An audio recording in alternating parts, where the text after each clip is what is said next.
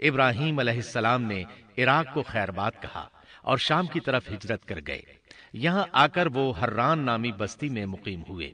اسی جگہ آپ نے اپنے چچا ہاران کی بیٹی سیدہ سارہ علیہ السلام سے شادی کی۔ اس شہر کے لوگ بتوں کی پوجا نہیں کرتے تھے بلکہ ستاروں کو پوجتے تھے۔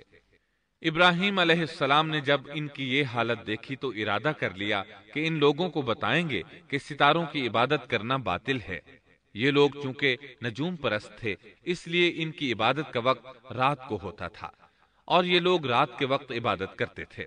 چنانچہ ابراہیم علیہ السلام انہیں یہ دکھانے کے لیے کہ ان چیزوں کی عبادت باطل ہے ایک دن ان کے ساتھ نکلے۔ اللہ نے آسمان کے دروازے کھول دیے تو ابراہیم علیہ السلام نے چاند، ستاروں، سیاروں اور آسمان و زمین کی سلطنت کو دیکھا۔ اللہ تعالیٰ نے ابراہیم علیہ السلام سے تمام پردے ختم کر دیے جو عام طور پر لوگوں کی آنکھوں پر ہوتے ہیں۔ ابراہیم علیہ السلام حران شہر کے ستارہ پرستوں کو لے کر ایک رات نکلے۔ اچانک ایک ستارہ طلوع ہوا۔ اس کی چمک دمک بہت تھی، شکل صورت کے لحاظ سے بھی بہت خوبصورت تھا۔ اس وقت ابراہیم علیہ السلام نے بطور مذاق کہا، یہ میرا رب ہے۔ لیکن جب وہ ستارہ کچھ دیر بعد چھپ گیا تو کہنے لگے، یہ تو غروب ہو گیا۔ یہ رب کیسے ہو سکتا ہے؟ جو چھپ جائے وہ رب نہیں ہو سکتا، پس میں تو غروب ہونے والوں کو پسند نہیں کرتا۔ اگلے روز وہ پھر ان لوگوں کو ساتھ لے کر نکلے تو چاند کو دیکھا۔ یہ شکل صورت میں ستاروں سے کہیں زیادہ خوبصورت تھا، روشن تھا، لیکن یہ بھی غروب ہو گیا تو ابراہیم کہنے لگے، اگر مجھے میرے رب نے ہدایت نہ کی تو میں گمراہ لوگوں میں شامل ہو جاؤں گا۔ اے اللہ، تو کہاں ہے؟ اپنی طرف میری رہنمائی کر۔ ان باتوں سے ابراہیم علیہ السلام ان لوگوں کو غور و فکر کی دعوت دے رہے تھے تاکہ وہ غور کریں، آخر رب چھپ کیسے سکتا ہے؟ اگر چاند رب ہے اور دن کے وقت کسی کو اپنے معبود کی حاجت ہوگی تو وہ کیا کرے گا؟ لہذا چاند کسی صورت رب نہیں ہو سکتا۔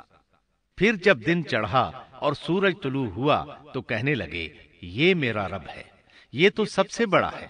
پھر لوگوں کو مخاطب کر کے کہنے لگے، تم رات کو چھوٹے چھوٹے ستاروں کی پوجا کرتے ہو، کیوں نہ تم اتنے بڑے ایک ہی رب کی پوجا کر لو۔ لیکن جب وہ بھی غروب ہو گیا تو کہنے لگے، یقیناً میں تمہارے شرک سے بیزار ہوں۔ یہ معبود کیسے ہو سکتے ہیں؟ ان میں تو تبدیلی آتی رہتی ہے، کبھی طلوع ہوتے ہیں کبھی غروب ہوتے ہیں۔ یہ اس بات کی دلیل ہے کہ یہ مخلوق ہیں اور ان کا خالق کوئی اور ہے جس کے حکم کے یہ تابع ہیں۔ جب یہ خود مخلوق ہیں اور کسی اور کے تابع ہیں تو کسی کو نفع نقصان پہنچانے پر کس طرح قادر ہو سکتے ہیں؟ پھر اپنی قوم کو مخاطب کر کے کہنے لگے، میں اپنا رخ اس کی طرف کرتا ہوں جس نے آسمانوں کو یکسو ہو کر پیدا کیا، اور میں شرک کرنے والوں میں سے نہیں ہوں۔ اب بھی وہ اپنی بات پر اڑے رہے۔ تب آپ نے فرمایا، تم مجھ سے اللہ کے بارے میں جھگڑ رہے ہو، مجھے تو اللہ راہ دکھا چکا ہے اور اس نے مجھے دلیل عطا فرمائی ہے۔ میں یقیناً جانتا ہوں کہ تمہارے تمام معبود بے بس اور بے طاقت ہیں۔ جاؤ، تم سے اور تمہارے ان معبودوں سے جو ہو سکے کر لو۔ میرے رب کی مرضی کے بغیر کچھ بھی نہیں ہو سکتا۔ میرے رب نے ہر چیز کے علم کو اپنے گھیرے میں لے رکھا ہے۔ کیا پھر بھی تم نصیحت حاصل نہیں کرو گے؟ اور میں تمہارے معبودوں سے خوف کیوں کھاؤں؟ تم اللہ سے نہیں ڈرتے؟ ان کو اللہ کا شریک ٹھہرا رہے ہو۔ اللہ نے اس کی کوئی دلیل نازل نہیں کی۔ اگر تم میں صحیح علم ہے تو تم ہی بتلا دو کہ ہم دونوں جماعتوں میں سے امن کا زیادہ حقدار کون ہے۔